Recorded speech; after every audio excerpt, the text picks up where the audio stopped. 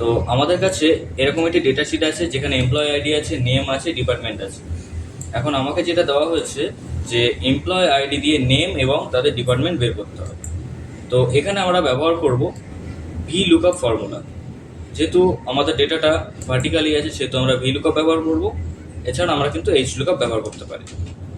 তো আমি দুটোকে একসাথে সিলেক্ট করে নিচ্ছি।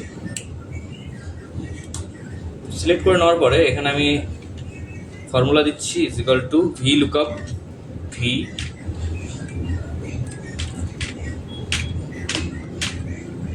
Lookup bracket open. এবার বলছি এখানে লুকআপ ভ্যালু কিসের ভিত্তিতে আমরা দেখব? আমরা এমপ্লয় আইডির ভিত্তিতে দেখব। তাই জন্য আমরা লুকআপ ভ্যালু নিলাম এমপ্লয় আইডি, কমা দেব। কমা দিয়ে আমরা এখানে দেব কলম ইন্ডেক্স নাম্বার।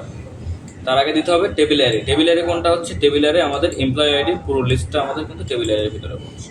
তাহলে পুরো টেবিলটা আমি দিয়ে দিলাম, কমা। এরপরে আমরা দেব কলম ইন্ডেক্স নাম্বার। এখানে আমরা সেকেন্ড ব্র্যাকেট ওপেন করব। সেকেন্ড ব্র্যাকেট ওপেন করে আমাদের যেহেতু 2 এবং 3 আছে ডেটা, তাইলে আমরা এখানে দেবো 2, 3 দিয়ে সেকেন্ড ব্র্যাকেট ক্লোজ করব, কমা।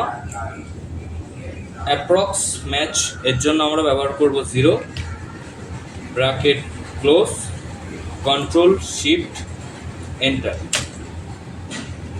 তো আমাদের ফর্মুলা লাগানো হয়ে গেছে। এমপ্লয় আইডি দেবো, আমরা এমপ্লয় আইডি দিচ্ছি 10031, এন্টার।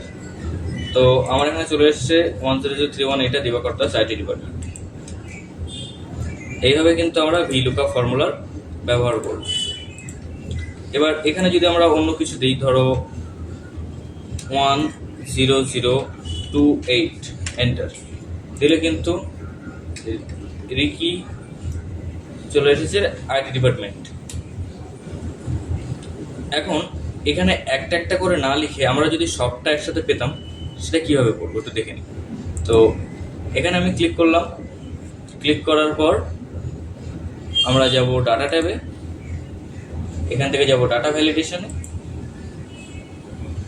এখানে আছে এনি ভ্যালু, এখানে আমরা করে দেবো লিস্ট। সোর্স আমার কোথায় দেবো?